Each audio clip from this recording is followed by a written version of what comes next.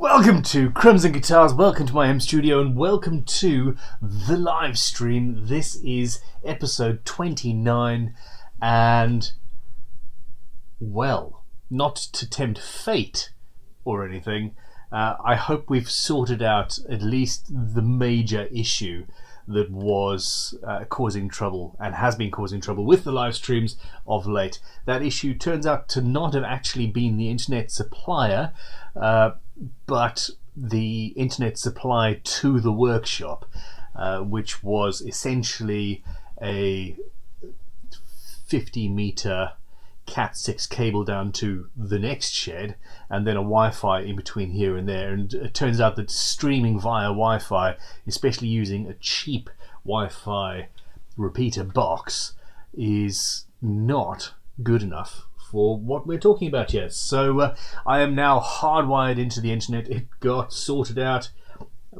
just over an hour ago. The next object of my incremental improvements is going to be the audio.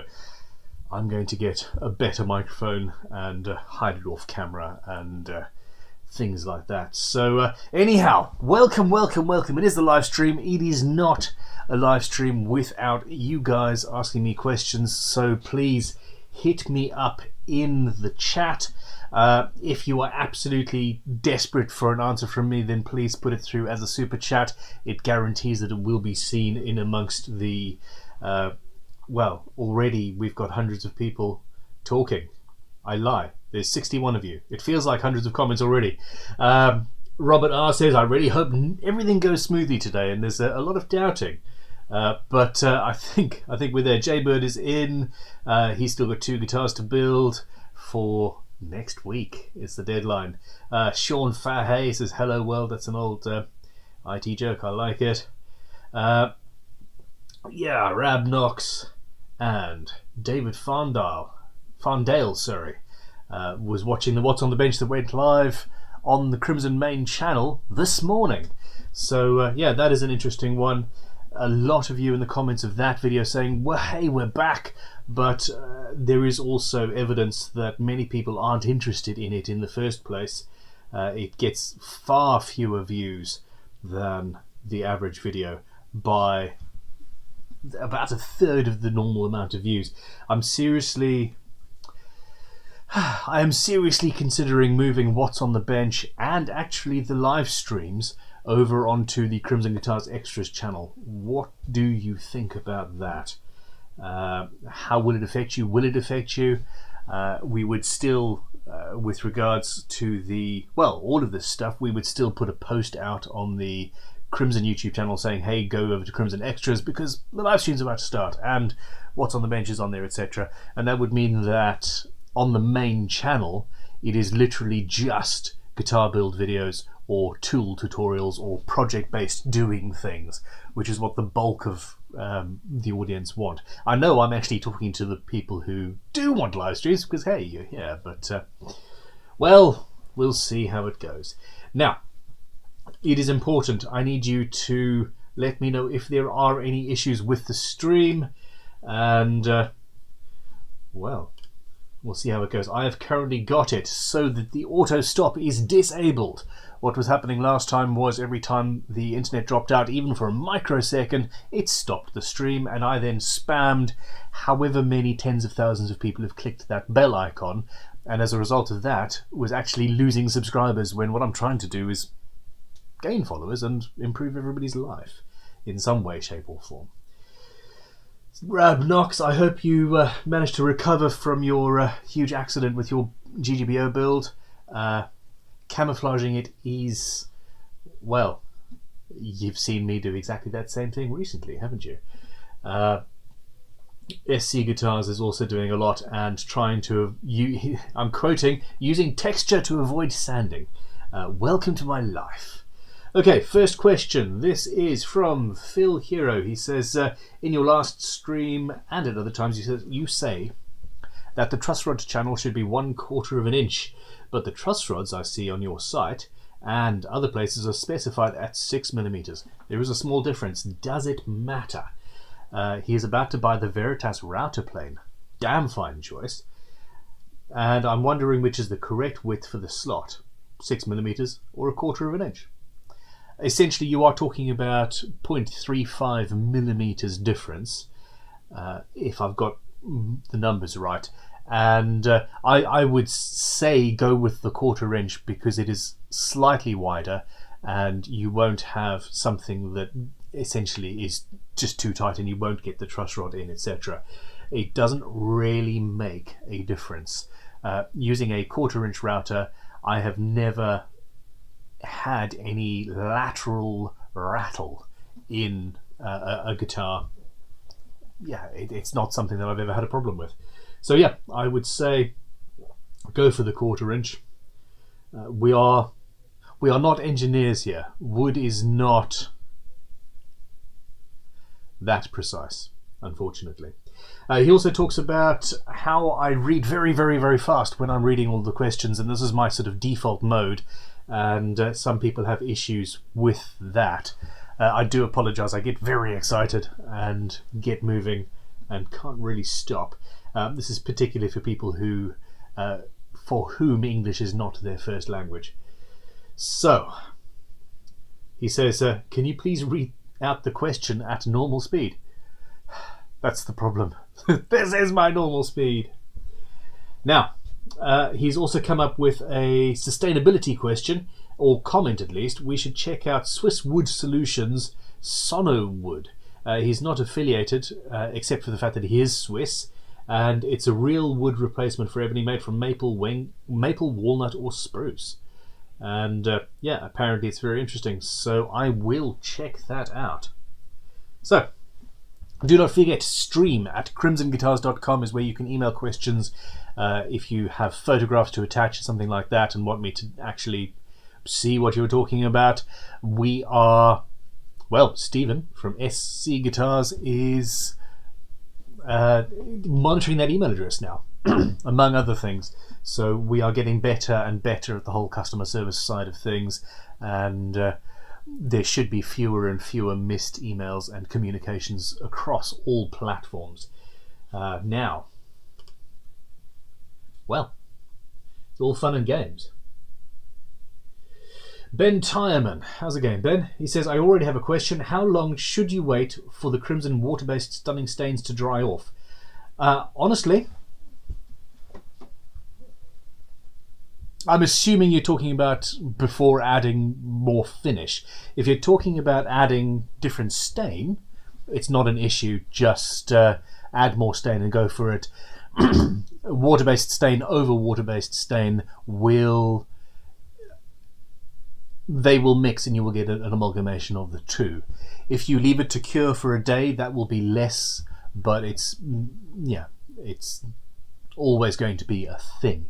Now, if you're talking about how long do you need to leave the water-based stain to cure before you apply guitar finishing oil, for example, I would say 12 hours, essentially. Leave it overnight and you should be okay. But this does very much depend on the humidity where you are, how warm, how cold it is, etc. So there is never a hard and fast rule here. Dave Robbins has sent a $5 super chat with no question. Dave, if you have a question, please send it through. Spiegelman Customs has also sent a $5 super chat, and I'm already losing my voice. What can I say? He says, hi Ben, since I was sure you were going to forget, lol, I went ahead and secured onlyfanfrets.com. Who can I contact to have it transferred to you? Oh my gosh, I absolutely 100% totally forgot about that. The email address is stream@crimsonguitars.com, and I will reply to you from my personal email account, and we'll sort something out, because that really has to be something that we do as a sort of a just a public service, quite frankly. Don't you agree? I wonder if we'll get sued. Who thinks we're going to get sued by OnlyFans? Apparently, after making all of these jokes about the OnlyFans website, I I looked into it, and apparently it is a site that the less risque streamers and YouTube personalities of the world are actually starting to use. Not that I am tempted to in any way, shape or form, but it sort of negates the joke, really.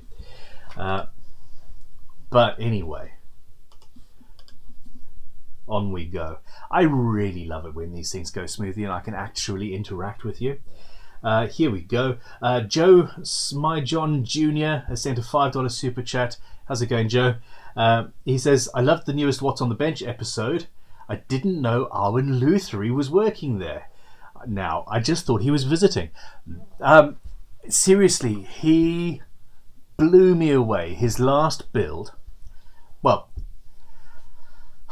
last year, GGBO, I watched pretty much every single entrance video into the public side of the competition. And I was watching them all at 1.5, 1.75 speed, depending on the background music. And because there was just no way, there were, I think, nearly 100 entrants all told. Sean's channel came up, and it was, I almost spat my coffee out and scrabbled on the computer to reduce the speed to normal vision, just because of the background and the fact that he had something similar to me, loads of beautiful old, really nice vintage tools. I'm like, okay, I am sitting down and I am concentrating on this. And I watched every single video of his, and I nominated him. He was in my top 30, and I nominated him for the top 30. And in that video, I said, by the way, Sean, if you want a job, give me a call. And well, he did. And he had actually, previous to that, considered applying for the job of a luthier in our school to help teach the 400 or 600 people we normally have come through the Crimson Luthier School a year. And he thought that, well, he'd changed his mind, basically. He was going to apply, then he didn't apply. He did the build and thought he was going to settle his life down in Ireland. And then I offered him a job. And he had no real choice, to be honest. So yes, he is working in the school. He is helping to teach our students. And he is bringing a... Yeah. I had a comment today on the What's on the Bench, I think it was, where somebody said, Ben, I really, really want to get into guitar building, but I don't have a beard. Is that a problem? And not really, no. But there was a severe dearth of beards, a lack of the certain hirsute qualities in our school, and yes, Sean is particularly hairy. And actually, does he have a beard, or is he just hairy? Oh my gosh, I don't know now. Let me know in the chat. Anyway, there we go. How's that? I managed to talk for 5 minutes about something that nobody else is interested in.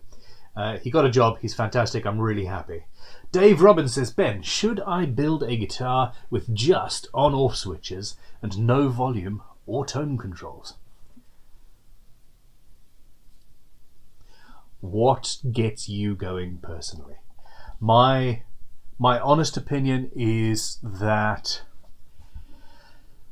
the older I get, the less balls to the wall I am when I'm playing, and I really do like a tone control. And for that matter, the control that you get from having a volume control as well, just dialed back just a little bit, I do think that there is a subtlety there that is quite important and very, very useful. What I would suggest is that you have a switch. And of course, this is entirely down to a personal taste. But what I would suggest is that you have a switch that bypasses all of that gubbins, and you do just have on-off, direct to jack, and you miss all of the pots and capacitors and wire and all of that jazz, and just goes direct to the out, and you have that, I'm going to smack you in the face with my guitar tone, step back people. I think that would be quite cool. In fact, I should do it in a standard thing. Okay.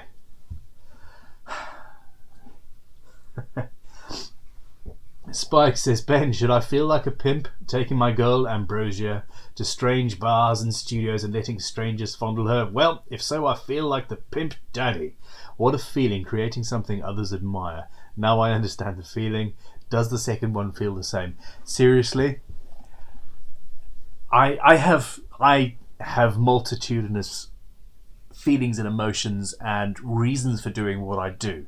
You know, I create videos to teach people. I teach people so that they will support my company and buy my tools and help me feed my family and all of that jazz. But if people don't like what I've built, I get depressed. Like, properly, it's, oh my god, they hate me. And this is what's happened in the most recent video. A lot of people really don't like what I did. A lot of you really don't like what I did, in particular on the back of my GGBO entry. And I feel really, bad that I've done something like that.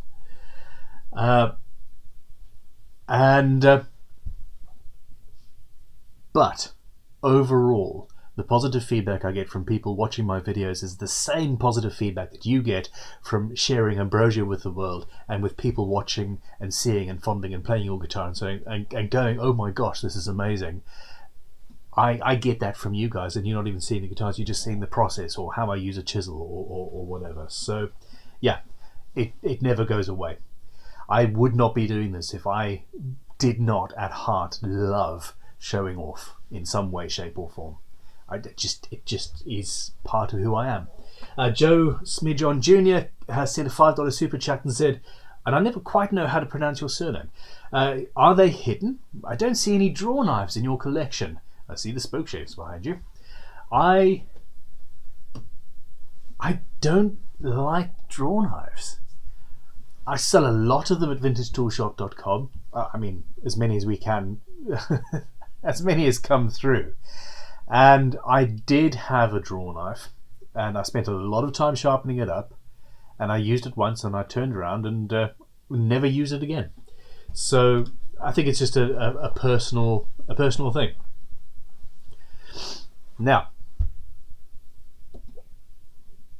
that's not to say that they're not amazing. You can carve a neck with spoke shapes. You can carve a neck with draw knives. You can carve a neck with a Leatherman tool if you fancy it. I mean, I do have a hand tool only build coming up at some point. That could be quite fun. Okay, anyway, next question. T Scrad says, "Hey Ben, Toby here. How are you, Toby?" He's coming with a €5 super chat and says, "Neck tension jigs or understring dressing tools and fret jobs. Does it make a significant difference?" The last time somebody mentioned understring dressing tools and fret jobs on the stream, I went into a 5-minute apoplectic sort of meltdown. Lisa thought she had broken me, actually. Understring dressing tools are a scam. There is absolutely no reason whatsoever for doing it. It is total bullshit. Beat me out if you have the ability. There is zero reason for it. In fact, just a practical issue is you go under your strings. The guitar is under tension. That's fine. You carefully adjust the radius of this board to what you think the tops of the frets are supposed to be, and then you go along. And how do you crown the frets? You've got to take the gosh darn strings off to crown the damn frets. It's utterly pointless. It's utterly pointless. And I can see the thinking behind it. oh, you don't want to change the setup of your guitar, just taking a few tenths of a millimeter off the tops of your frets and recrowning them is going to change the feel of the guitar. It's for somebody who is scared to adjust the truss rod, and if you're scared to adjust the truss rod, just don't touch the frets. Truss rod is nothing. Leveling, crowning and polishing frets and all that jazz, that it does take some finesse. So seriously, that system, it's called the Katana system. I do not care if they decide to sue me for defamation or whatever the hell it is. It is utterly pointless. There is no reason to use it whatsoever. Now, the first half of that question was neck tensioning jigs.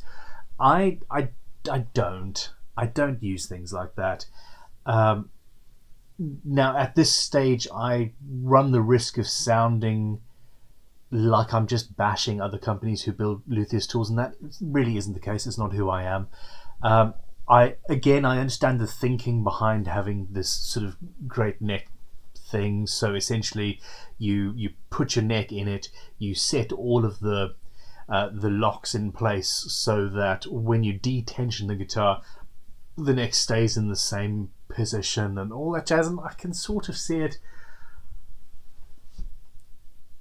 But you can also just take a few measurements before you take the strings off. And when you've leveled the frets, you make sure you match those measurements. 2 seconds with an Allen key, maybe a little bit of adjustment of the saddles, and you're done. Why spend hundreds of pounds or hundreds of dollars on something that is replacing a couple of minutes of work? Give me a reason. Give me a reason. Okay, so a little while ago I said how it absolutely depresses me when people tell me that I was wrong and you wrote a bad song, Petey. This is Joe, who says, yes, you ruined that finish. It looked perfect after you rubbed it, before you added the silver and texture. Right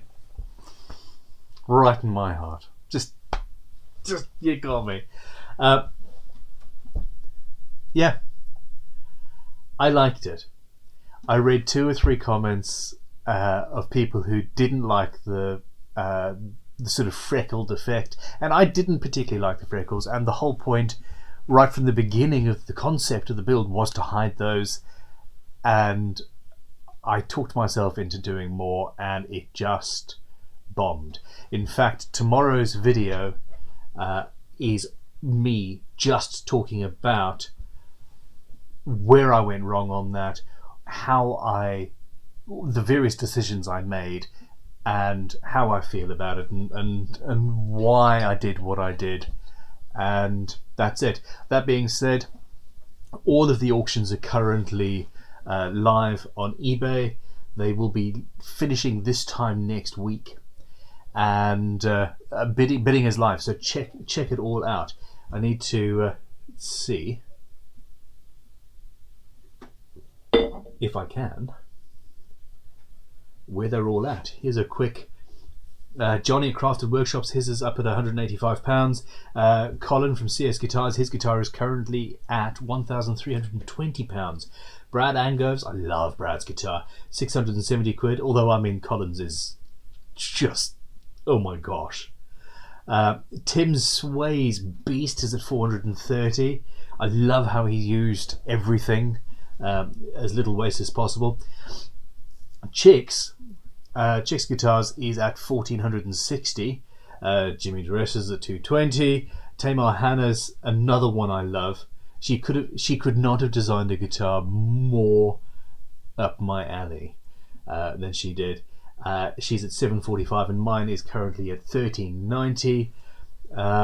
And Laura's is only at 430. Laura from Broken Wind.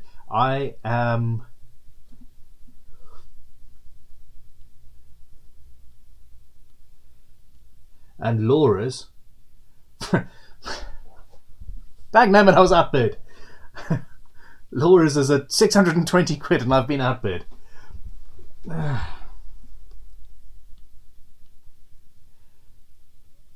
No. Okay, I'm not going to do this. Laura's is at 6:50 now, and I have been outbid again. I need to talk to my wife. That's some incredible stuff. The money is going to a mix of the Great Guitar Build-Off itself and a charity of the builder's choice. Great Guitar Build-Off is in the process of figuring out how we're not an actual full charity, we are a social enterprise, and all of the paperwork and all that sort of stuff is in progress. So yeah, life is interesting.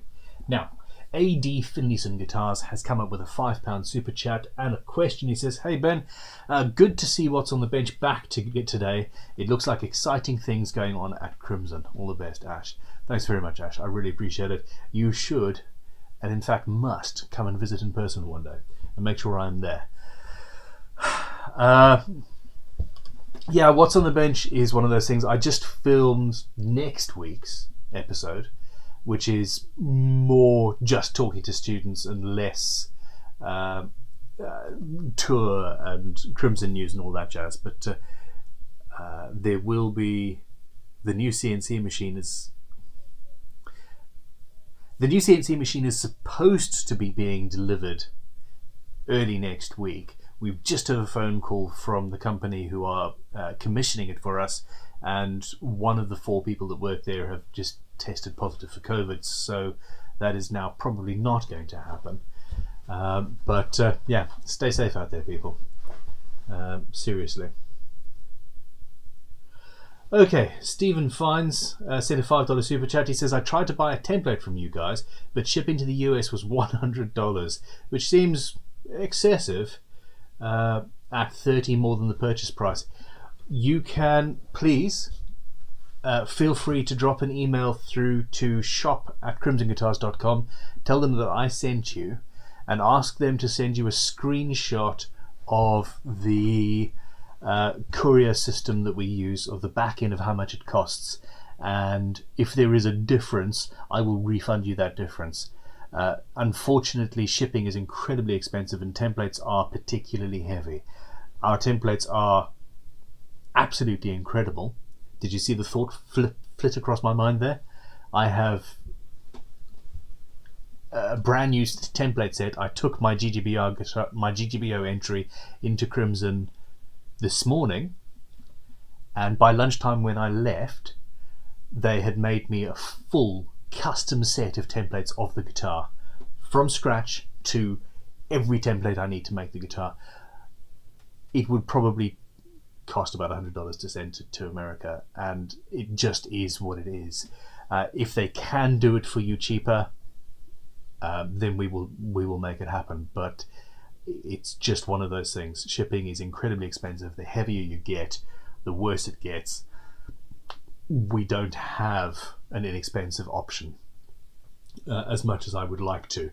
I want to set up a fulfillment center in America. I think that would be great. Anyway, guys, we have 179 people concurrently watching at the moment. Please, only 63 of you have clicked like. Tell me you like me. It makes me feel better, or at least what I'm doing. Okay. Oh yes, I agree. Joe Smeejohn Jr. has come back in with another $5 and said, "So far, out of the GGBO official competition, my favourite is the Doctor Who guitar by Adair Guitars." I have not seen where he's gone with it. I've watched, I think, 2 of the videos so far, and just the humour alone, the sort of flitting in and out of the future, etc., in video it makes it a favourite. And the concept, that Japanese, vintage Japanese style thing that he's chosen, he's basing it on the actual guitar, I think. But yeah, I agree. It is a fantastic guitar. There are more than a few absolutely mind-blowing builds in there that blow pretty much anything that anybody in the Invitational has built completely out of the water, and I include myself in that. There are some amazing builds. If you are not watching them yet, go to greatguitarbuildoff.com and check it out. And please, voting is closed now for the official competition. Yeah, voting is closed for the official competition, but it has not for the main for the the invitational. Voting is closed for the invitational. Joe has confused me. It's not difficult to do. Joe Smy has said it's SMI John, Smy John, and that infinity mirror is amazing. Okay, I need to watch it. Thank you very much. I will try and never get the pronunciation of your name wrong again. This is important to me. Okay, let me know. If you are a YouTube member, then your name is a different colour, and I also am more likely to see your questions as they come through. Blue name, blue icon, that's Creeverian SC. Green icons is another level of the memberships, and yes, Stephen at SC Guitars is saying, I'm now available at stream@crimsonguitars.com for those of you who don't understand technology and want to send your questions through the old-fashioned way instead of through Discord. Discord is a thing. There are links, and we have a Discord, and it's great. There are a lot of people in there all the time. Give me questions.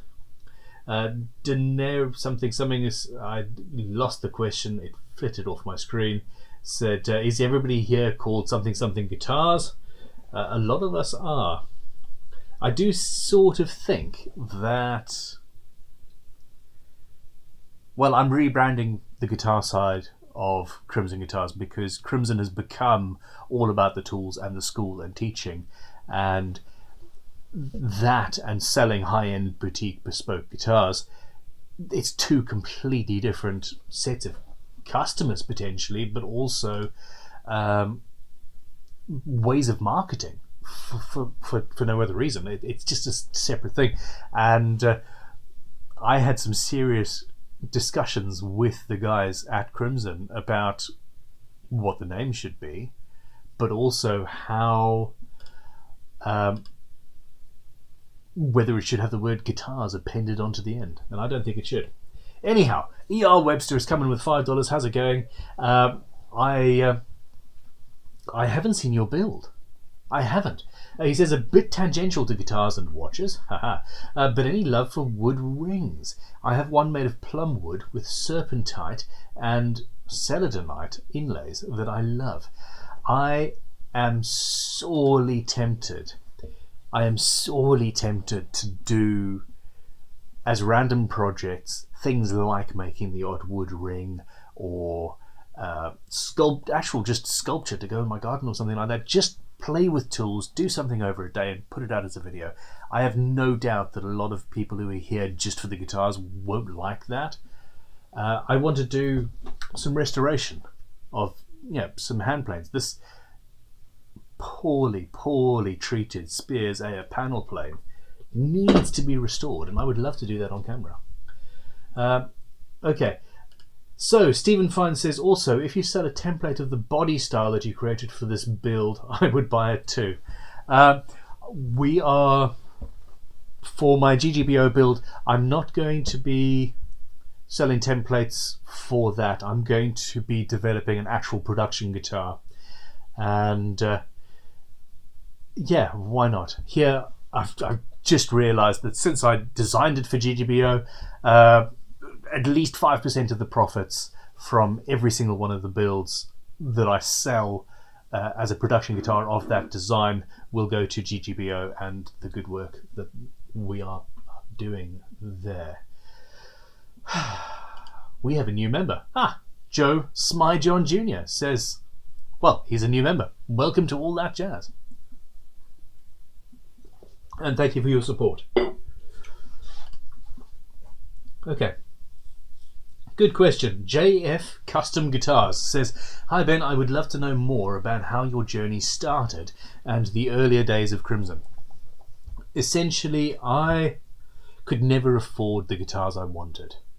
I remember standing in cue the violin music. I was studying music at a college in Pretoria in South Africa, having moved down there for the college from Zimbabwe.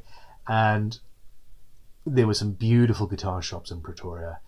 And I was walking through with some of the other students this mall, and this guitar shop was closed. It was late, and it had a spotlight, and in the window everything else was dark, and this spotlight was on a bird's eye, a natural bird's eye Gibson ES 335 or 350. And you know when your jaw drops and your entire life, I wanted that guitar.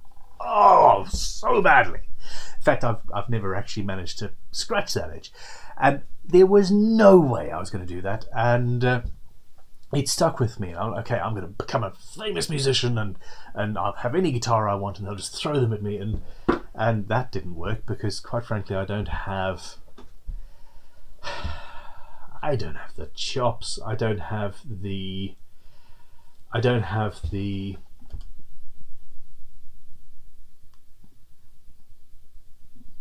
I was not prepared to play for 8 to 10 hours a day, and then with the other however many hours is left, 16, go out and socialize and talk to people. I'm happy with the playing, but the socializing and talking with people in person and going to gigs, and that's not me. And I realized I was never going to be a musician. I had always repaired instruments. I realized one day that a guitar was a made thing that somebody could make, and that I could make it. If anybody could make it, then I could make it, because, you know, I'm a person underneath. Anyway, so that was it. It was all about, I want that. I can't get that. I'll make that. Here we are. Crimson, my first company failed. I called this company Crimson as a result because I didn't want to use my name, because I thought maybe the second company would fail. And I suppose as a guitar company it has, because it's predominantly about, it's a school and a tool manufacturing. But anyway, John Smyjohn Jr. has come in with another $5 and said, I will attempt. You are single-handedly spamming the super chats, Joe. Sorry. Thank you very, very much. I will attempt to join next year's GGBO. Being a truck driver, it's difficult to complete a body and only partly started in on my purple body. I mean, there are a couple of people in RVs. I think that actually doing it on the road could be quite fun. Bring it on. You could take a Leatherman with you and use it to carve the neck or something. We have another new member. Dave Robbins has joined up. Thank you very much, Dave. There are benefits to being a member. You get lovely stickers and all of that jazz, but also you have access to a lot of extra content and extra videos and bits and pieces. So yeah, I hope that you will enjoy it. Thank you very much. Now, okay, slowing down. Evening, Mr. Ben. About to have my fish and chips after finishing some recording today. Haha, that's Paulie D's music. I do miss... I really do miss being in a band, and I really, really miss studios and all of that jazz. But, you know, my course is pretty much set at this point, I think you'll find. Okay. Lisa Green is complaining about the banner on the bottom of the screen. Oh my gosh, Lisa, I'm so sorry.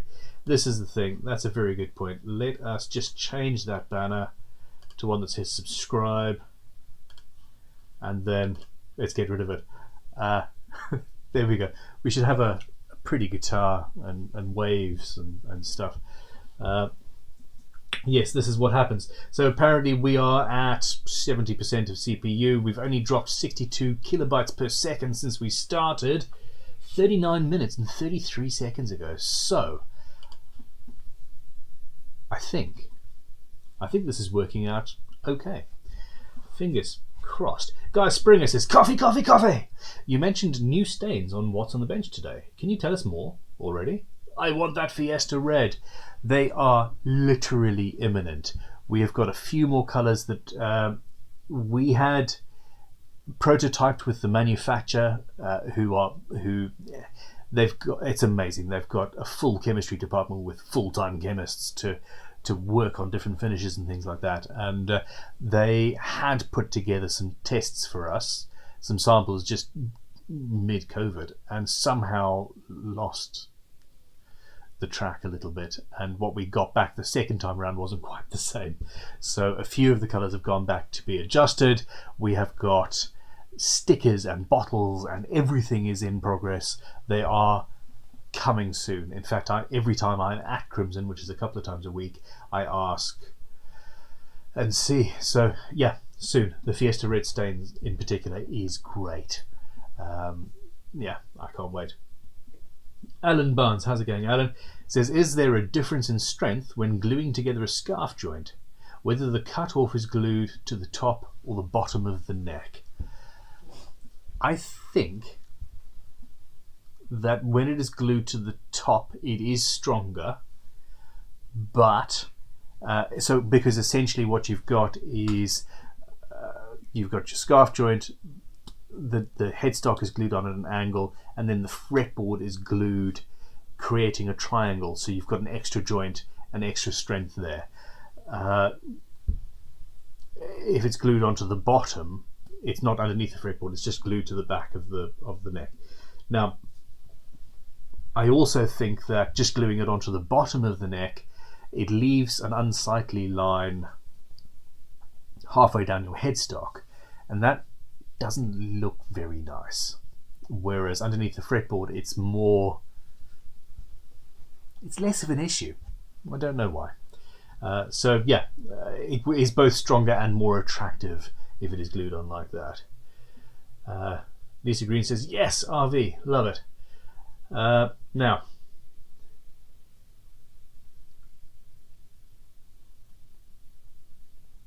Tixon Guitars, Twitch 2.0 says, ahoy Ben, I'm excited about GGBO, you and me both. I'm really glad you're in it. Lindworm Guitar says, Ben, where are the glitter waxes you showed up a couple of weeks ago? We did that in-house for a test batch and nearly killed a member of staff. We know a company that will do them for us, and as near as I know, aha, there we go, that's a good way to remember things. And as near as I know, it is in progress. We're working on samples. It'll probably be a few months, so it just takes time for these things. Now,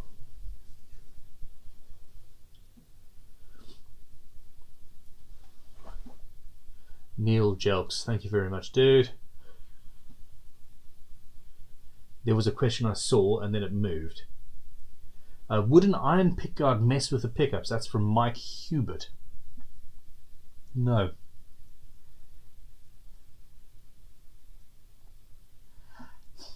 I'm the wrong person to ask. I don't think so, unless the pickguard itself becomes magnetized. And I suppose if the pickup is touching and it's not grounded properly, there may be some sort of a hum issue there. I would ground it and do it, but I don't think that is an issue, to be honest. I could be wrong. I am not particularly electronically minded. Here we go. Tia Buxton, how's it going? Tia says, hi Ben, my 6-year-old son has a question. What is your favourite type of guitar to build? My absolute favourite type of guitar to build? I mean, I really do have the best job in the world. I get to build guitars in general, which is just incredible. I love pushing the boundaries. It gets me in trouble sometimes, but doing something that nobody else has ever done before, that really tickles me. I really do very much like that. I think that I need to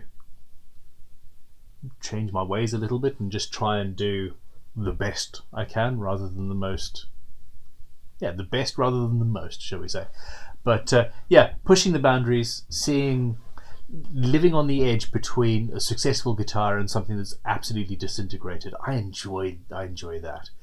My favorite guitar that I have ever built, it's still a toss-up between the 12-hour guitar and the Great Guitar Build-Off entry from this year.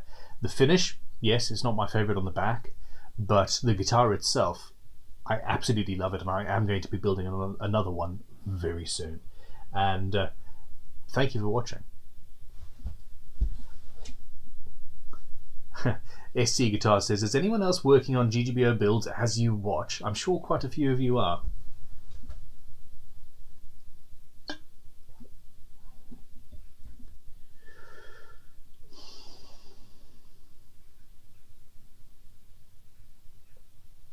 Slave to the Ink says, hi from Sweden. Finally I can catch you live. Thank you very much. I really appreciate your support, dude. Richard Garnish says, a metallic pickguard would affect the tone in the same way that pickup covers on humbuckers affect their tone, and that the bridges affect the bridge pickup tone. I'm not sure, because the scratch plate is not part of the vibrational mass too much. Yeah, I'm really not convinced on that. Electronically, I don't think it's going to make any difference whatsoever. Physically, yeah, you're adding a little bit more mass than, say, a copper pickguard, but yeah, I don't think a human would be able to see that. Now,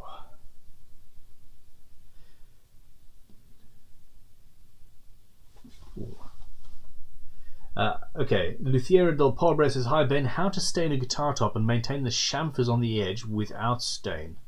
A raw fake binding and a stained top. I've already chamfered the body. Check out,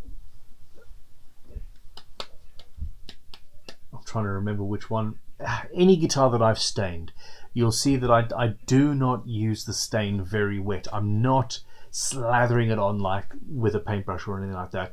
I use the heavy-duty tissue paper and I fold that into a very careful tool, and I put a small amount of stain on that, and essentially you start in the middle of the guitar and you push over the edge, and as long as the tissue doesn't have too much stain on it, as long as you're applying it fairly dry, you won't go over and stain the edge unless you are very unlucky.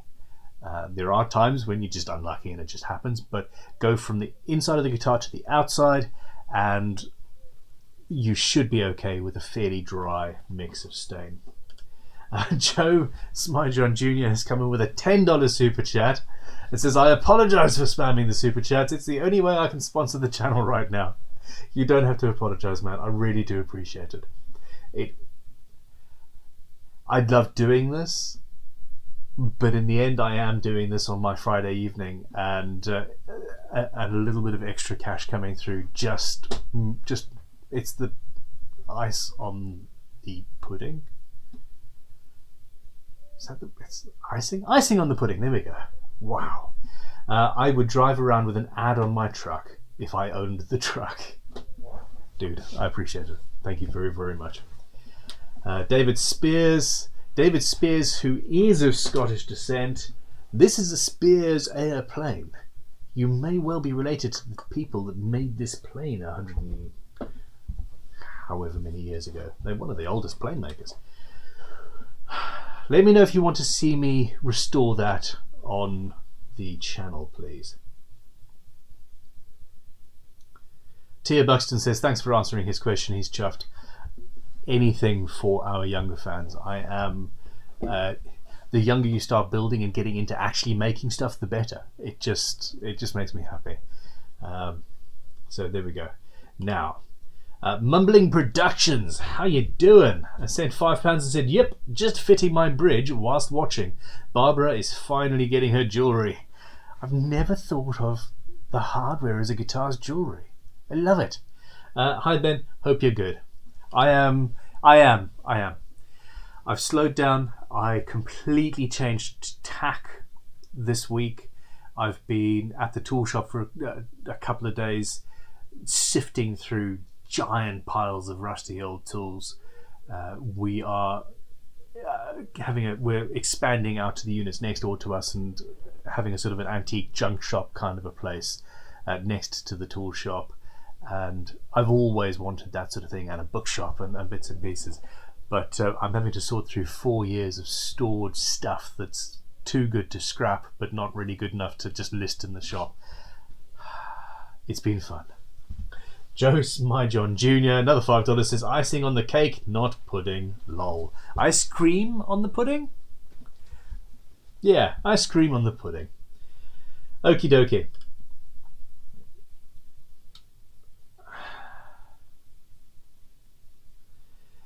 Anyone else struggling to fit the scratch build into a 15-minute video? People will have to read fast for mine. That's from Lindworm Guitars. I do understand that 15 minutes is a... Hey, you watch my videos. You know how much Talitha and I struggle to compress things into short videos. We had to set a fairly ambitious target in order to guarantee that our judges will watch the videos and actually give a fair judging. Because with this many people, yeah, it's a difficult one. We are... Well, here's something interesting. I am fairly sure that we have finally found, unfortunately too late for this year, but a solution for the problem of raffling off the guitars, at least in the invitational part of Great Guitar Build Off. I think we will next year be able to raffle them off. We have somebody got in touch and said, hey, you should check these people out. It's a company that've got all of the licenses and they do it on our behalf. It takes a fee, but it means that essentially next year we should be able to actually raffle off the guitars rather than auction them off, which I think will both raise a lot more money for charities and for Great Guitar Build Off, but also make the whole thing a hell of a lot more inclusive. So yeah, this thing, it is changing and growing and evolving, and that excites me very, very much. Okay, where are we? We have only dropped 195 kbps's, and we've been going for nearly an hour. So yeah, this is all good. Now, Eddie Cameron says, can you invite Gabrielle Retti to run acoustic courses at Crimson? I'm impressed with her builds. I have not seen her builds. Yesterday, hold on. There we go. Yesterday I posited the option to have guest builders come in and teach a class at Crimson. Is that something that would interest you? I mean, it would interest me, really. Say in 6 months' time, I will do a course. I'll do a 2-week course, and for 2 weeks I don't film anything. I don't do anything except actually teach a group of 10 or 12 students, for example, and that could be interesting. Or we get an acoustic builder in to do a 3-month course in acoustic building, or violin maker for 6 months, because you know, or we are talking about having amp makers and effects pedal makers come in and do short courses, or come down for 6 days and build an entire pedal board's worth of different pedals and things. There's a lot going on. Okay, Aaron Lee has said £5, said, Ben, I think your production range brand should be Red Squirrel Guitars, in caps. It keeps the red theme Crimson, and it's an homage to Yon Squirrel behind you. No, but thank you for the thought, and yeah, it's not quite the what's the word I'm looking for? Je ne sais quoi. I don't know. Yes, I did just say je ne sais quoi, followed by I don't know. I really am fully aware of how ignorant that makes me sound. No, it's not what I'm going for. Not with this company. Jan Mueller says, hi Ben, hi. Or Jan, I'm not sure. Sounds fun, from Smitry.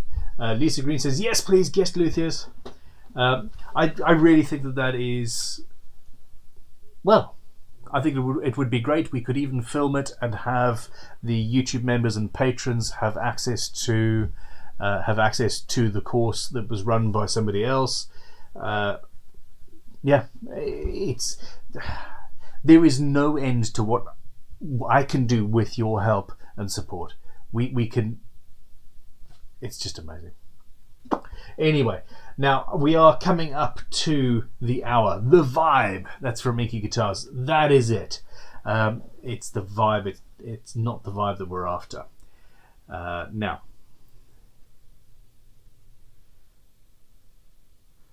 Oh, there are a bunch of questions that I missed. Come on then. Let us hit it. Ivan Wizard, Carl, says, question, Ben.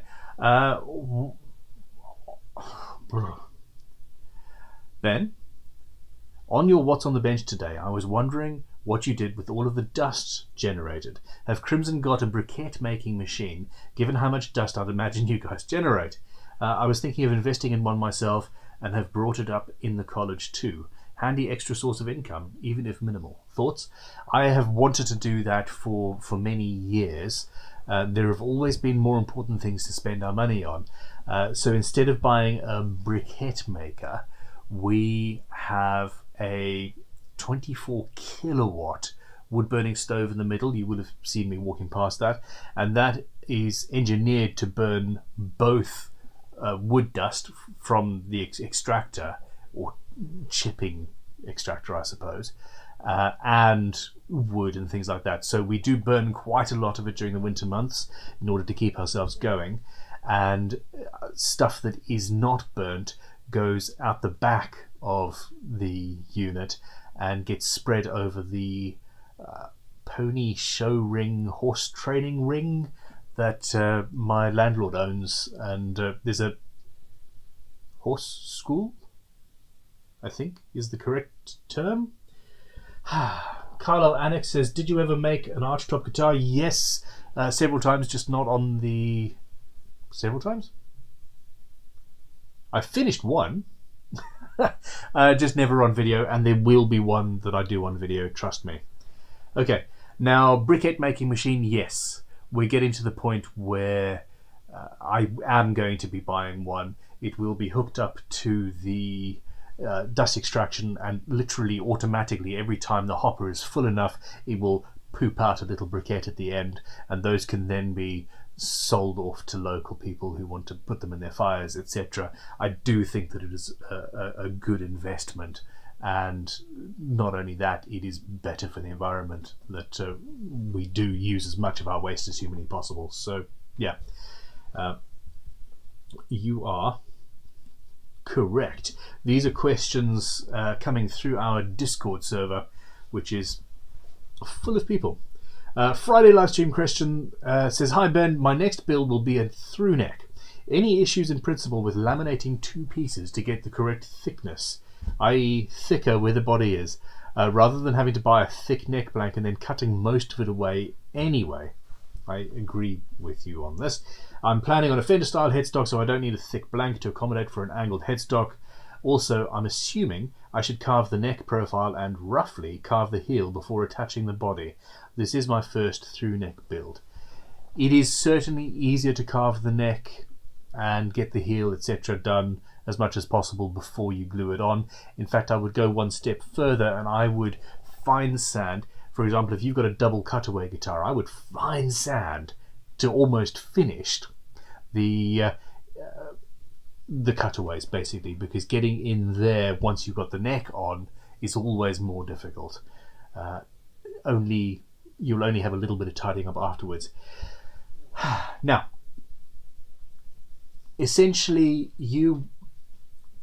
I have done exactly what you described at the beginning of the question, i.e. you've got a thin neck blank, it is at an angle, and then you glue on another piece underneath it to give you the depth that you need with the break angle. As long as the original piece of wood doesn't go all the way through the top where it would be obvious that you've done that, it's okay. Glue is stronger than wood. There are ways to hide it so that it doesn't even look like you've done that. for example, which is what I've done in the past, but it does depend on where that join will be in the body and will it be visible or not. And that is totally aesthetic. It has nothing to do with the structural or the tonal qualities of the guitar. You can do it no problem. In fact, it is a laudable way of building a guitar because it uses less wood, and well, it uses the same amount of wood but creates less waste. So yeah, go for it. That was a question from Coolwood, Italy. Sven.Clark says, I'm making an S-type scratch plate in a similar style as your Cyberpunk fretboard. Oh yeah, nice. I had to think about that for a second. Using cut-offs from the 4 pieces of wood that the guitar consists of and gluing them into a wood floor offset pattern. How would you go about gluing and combining all of those small pieces into a large-ish surface area like a scratch plate? What ways can you avoid having gaps in the seams when you have dozens of small offset pieces joined together? Thanks again, the other SC.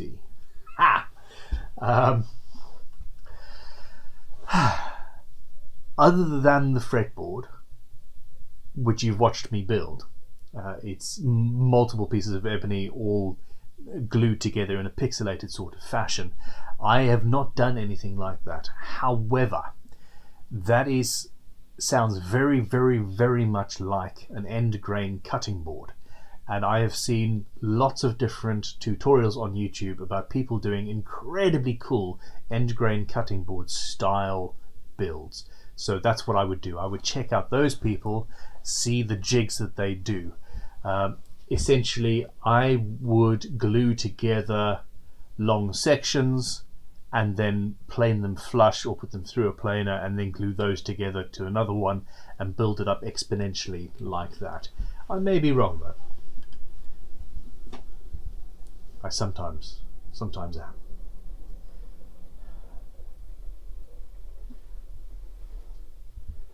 Okay. Sven Clark has come back again and said, I fretted my rosewood board and neck is sanded to 320, going for a crimson guitar finishing oil on the maple neck and Shusugi Ban ash body. I like a good burning, I do. That sounds wrong. I like Shusugi Ban, burning wood for a cool effect. Do not take me out of context.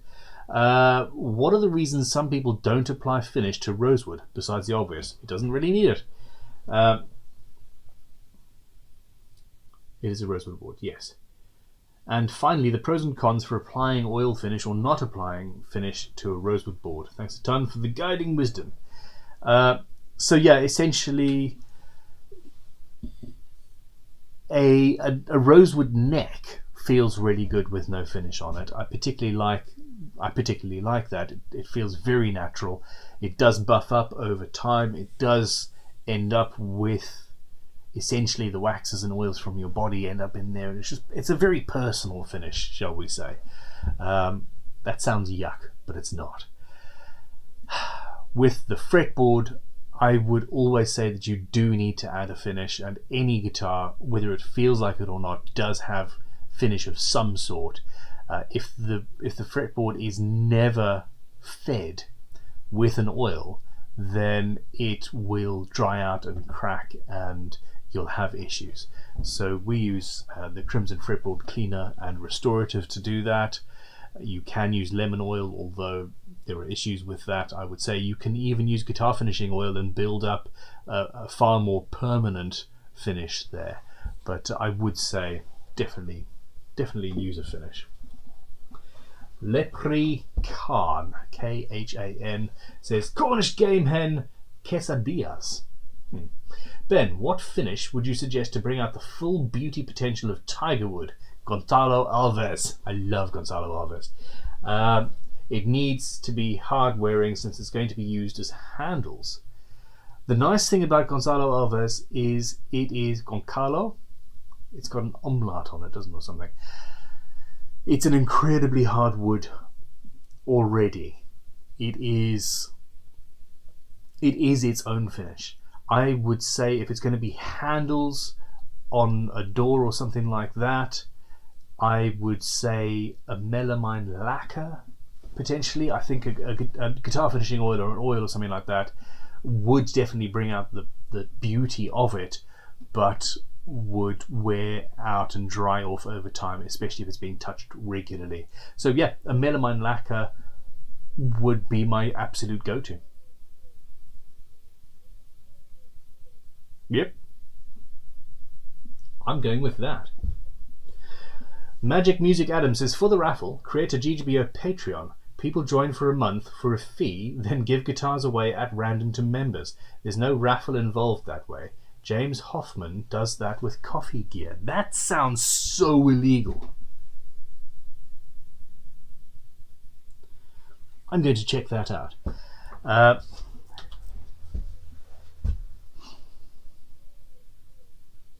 I honestly think that is actually against Patreon's terms of service agreement.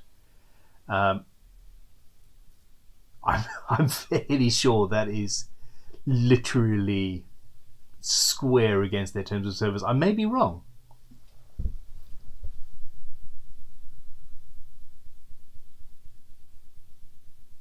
I don't know. Do you know the biggest problem I have with this?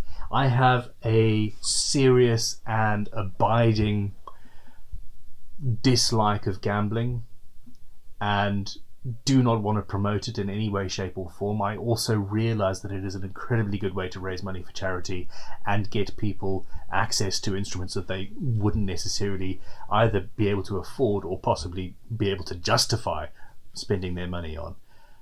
But it's also gambling. I don't like gambling. Jeff Scroggins has got a Tigerwood guitar on his bench now. How much have you hollowed it out? Because that stuff is also incredibly heavy. Okay, I am running low on energy, people. But we do have a few more questions. Garage Master Guitar says, Ben, barber's pole neck carved and sanded down to 180 currently. What's the best way to finish all this end grain? That is, I'm not sure if that's being filmed or not, but that is exactly what I was talking about with regards to the end grain cutting board scratch plate. This guitar is the same sort of thing. I'm thinking of spraying it, mainly because of the maple fretboard. I've got some shellac sanding sealer from Yandles. Wow, you are local. Come and visit. And I was thinking of, oh, well, I suppose not. Yandles actually do ship quite a lot. Anyway, I was thinking of coating with that and then sanding smooth. Thanks. That sounds great. If you can spray it, if you have the ability to spray things and a good hard-wearing 2K lacquer, etc., I would say go for that. Shellac sanding sealer, yes, emphatically go for it. No questions about that. Urumiko says, Ben, greetings from Northumberland. I feel a video is in order showcasing all of the clear coat finish types available to beginners. Their pros and cons, etc., from Danish oil to rattle can, poly, etc. Would be interested in ease of use in low temperature and high humidity, feel, clarity, resistance to dirt and wear, shelf life, etc. Thoughts? Well, I've just screenshotted your question. I will see if I can make it happen. So a lot of research involved on that one. Well, okay. Max Creverai has sent me a message, and this is from Tinverse via Discord. Tinverse says, I have some Warmouth parts I bought to put together with a bunch of features I thought were cool. I find myself worrying about every little detail and thinking I'm going to ruin the guitar before I even get it together. Any advice? There is always another guitar.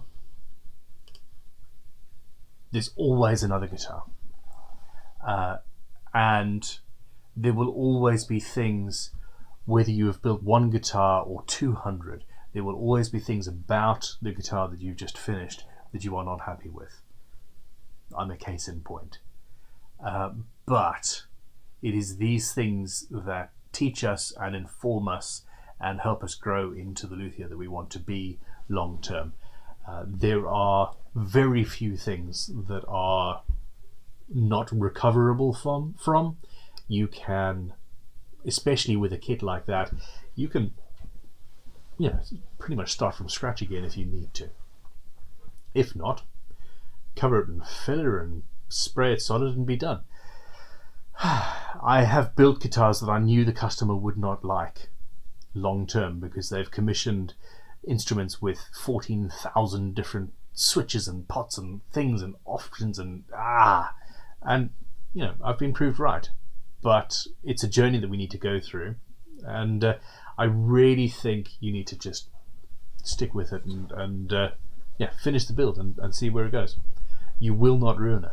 You will just learn, and that's what we're here for, really. It's all about learning, isn't it? Bob Hewitt has sent a $5 super chat and says, the sharpening masterclass videos are awesome. Thank you for sharing your knowledge with us, Ben. My chisels and plane blades have never been sharper. Thank you, Bob. I'm actually going to be completely... my techniques have probably not changed all that much, but my video making talent certainly has. And a lot of those videos are actually quite long, and I think that we could redo them and make them into 5 or 10 minute snippets that would be as useful, just a little bit more concise and to the point. So thank you very much, and I am going to be making new versions fairly soon, I hope.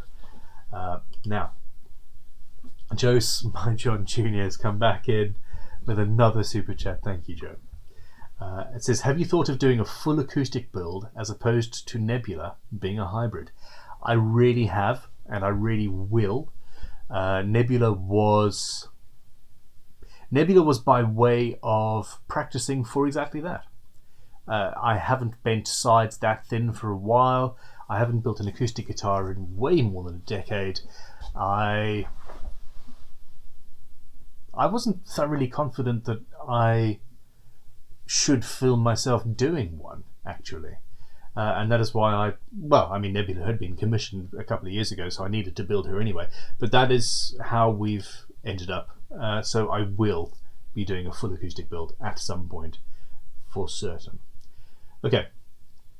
Now, Sean Fahey coming with a £5 super chat and says, my third question about the pastel stain range. Will you be having water and oil based in the range? And you've been saying imminent for a month. Smiley face. I am fairly sure they are just water based, although that is a really, really good question.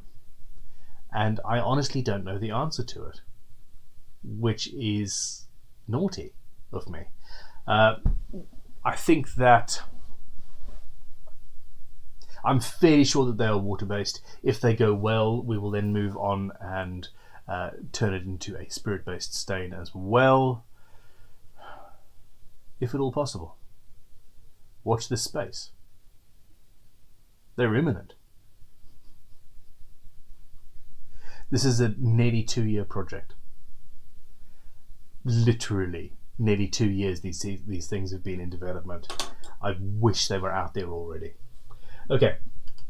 John Jr. says, check out another $5 super chat. It says, check out Driftwood Guitars for good acoustic build tips. I have seen their work, and yes,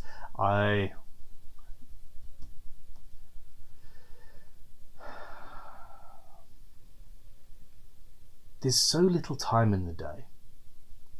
I would love to actually be able to say, hey, on the 6th day of every month, I'm going to sit down and watch nothing but guitar building videos.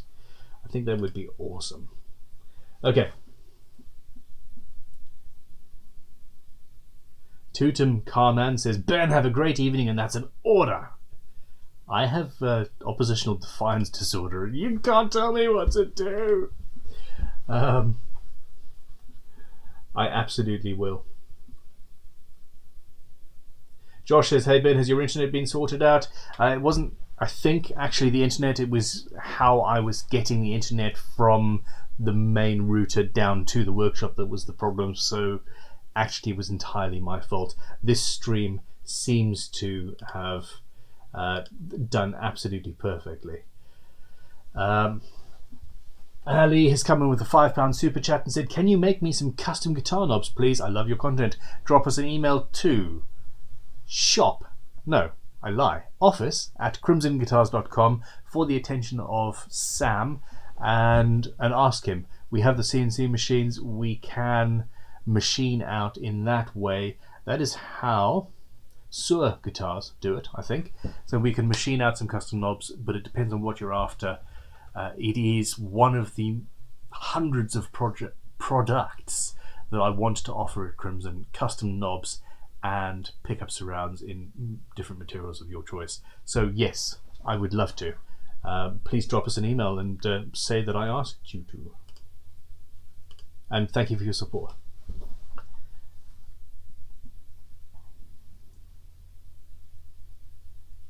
Ooh. Rob Phoenix. See, I don't even read the questions. I just read the first sentence, and the first sentence says succulent blueberry and white chocolate cheesecake. I'm answering this question.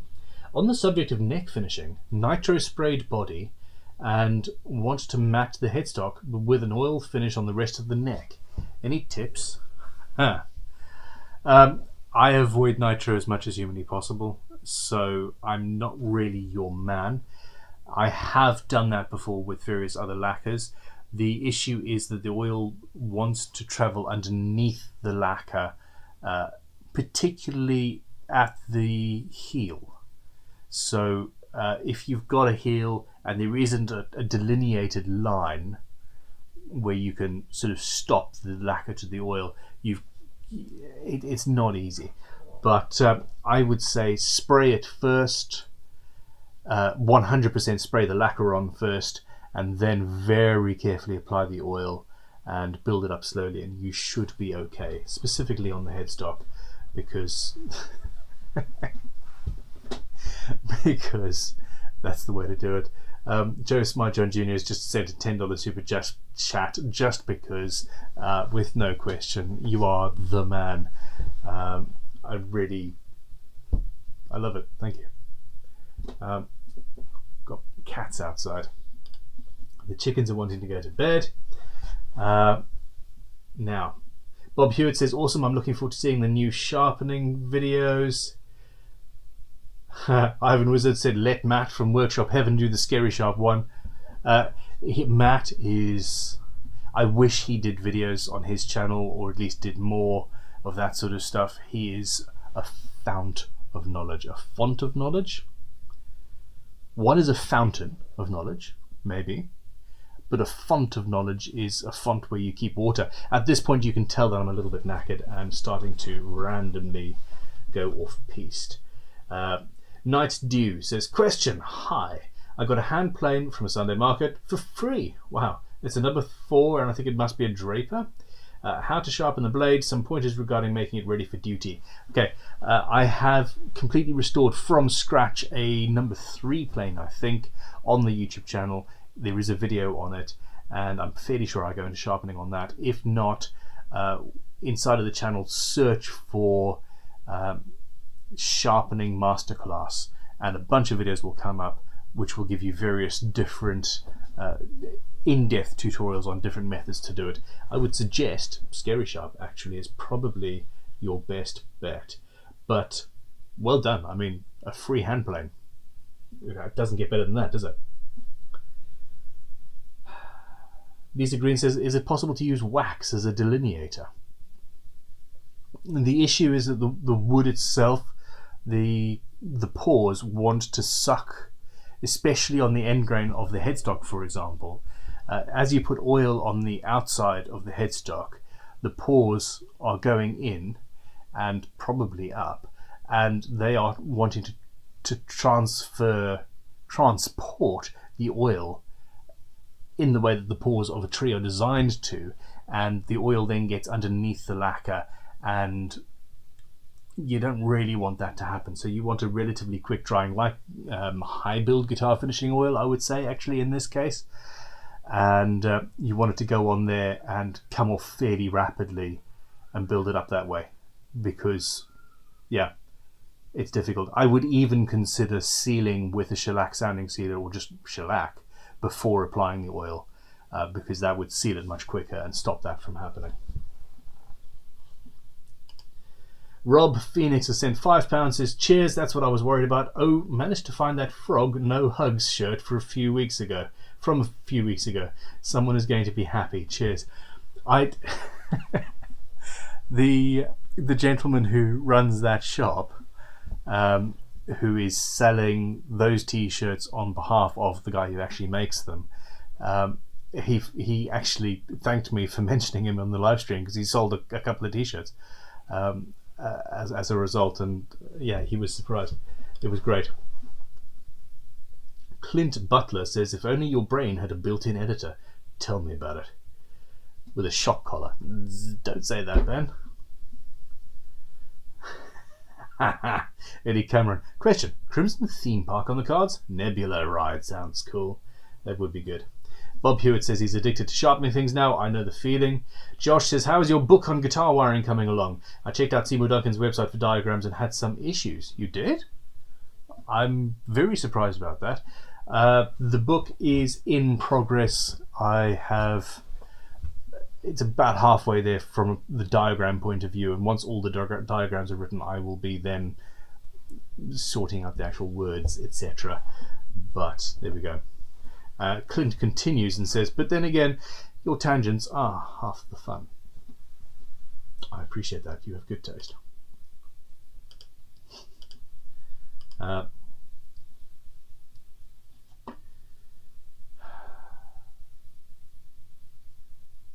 Dead privacy. The only time I use shellac is rocker cover gaskets.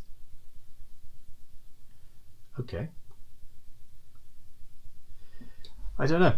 Jack Roadkill. Ben, don't feel bad. You made the guitar you wanted to make, so the fact that some of us, me included, weren't keen on it is neither here nor there. I think from the point of view of the fact that we're auctioning the guitars off for charity, I really should have stuck and made something a little bit more middle of the road. I honestly should have reined myself in. It's an interesting build. It's the first time anybody has ever made a guitar like that, and yet all we're talking about is the finish. That sucks. It really does. But anyway, it is what it is. Now, I have got a super chat from Stephen Fines, who says, came for guitars, stayed for the tangents. You're a good man. Thank you very, very much, everybody. I am going to call it a night now. Let me just check my phone and make sure that we do not have any unanswered questions. Here we go. Oh, crikey, we've got a bunch of questions. Okay. There's a question from Stephen, SC Guitars. I have 5% on my phone. I need to charge this. In school, in TD, technical drawing, maybe, we were always told that the buffing machine was the most dangerous machine in our small workshop. I imagine from people getting themselves stuck in it. That got me thinking, what are your top 5 most dangerous tools? Ones that you need to be paid to go near. You can say pin routers if you want. I don't like pin routers.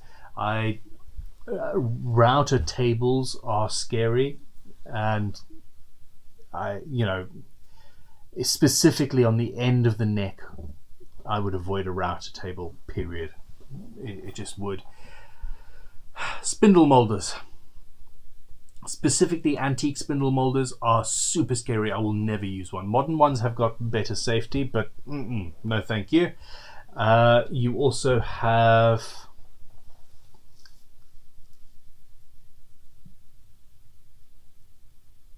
Honestly, I mean, I'm looking at my Myford lathe here. It's a small engineering lathe. If you get caught in a buffing machine or a lathe or something like that with a low torque, high power motor, you get your hair caught in it or a tie or something like that, I am telling you, it could rip you to pieces. And you have to be careful and not forget just how much power there is. And it's slow and it's scary. So while I love lathe, yeah, but good question. And blunt chisels, ugh, super dangerous. Okay, John Jr. has actually sent via the Discord, I think, some photographs of his guitar. So check out the Discord if you want to see that. Progress so far on my Purple Art body blanks, unglued flame maple neck blank, and 2 possible fretboard blanks, ebony or Purple Art, and a bird's eye maple blank for electronic cavity covers. We've got some very pretty wood. Some very, very pretty wood. I love working with gorgeous wood. That's going to be a fairly heavy guitar, but gorgeous. Okay, and I think that is pretty much the end. Alright guys, I am working on getting my head back in the game for a full build. It's going to be a week or 2 before I get back into Nebula and the watch build, which is going to be the next one. I am planning a hand tool only build as well, because why not? I mean, you've only been asking for it for years, so there we go. Joe Smarjohn Jr. has sent one final super chat and said, your GBO guitar itself is the best built one out of the Invitational. I'm not entirely sure I agree, but thank you very much. I love the guitar. I absolutely love the guitar. In fact, I think if it wasn't my own guitar, I would probably bid on it, to be honest. But I'm just gonna have to make myself one. That. Okay. Anyway, thank you everybody for your support. I seriously appreciate it, and I think that this went very well. I will be back Sunday evening at 8 p.m. For another go around, and I hope to see you there. Please go make some sawdust. Have a good weekend. Kiss your family. Make a guitar. Yeah, all that good stuff. And yeah, have fun. Goodbye.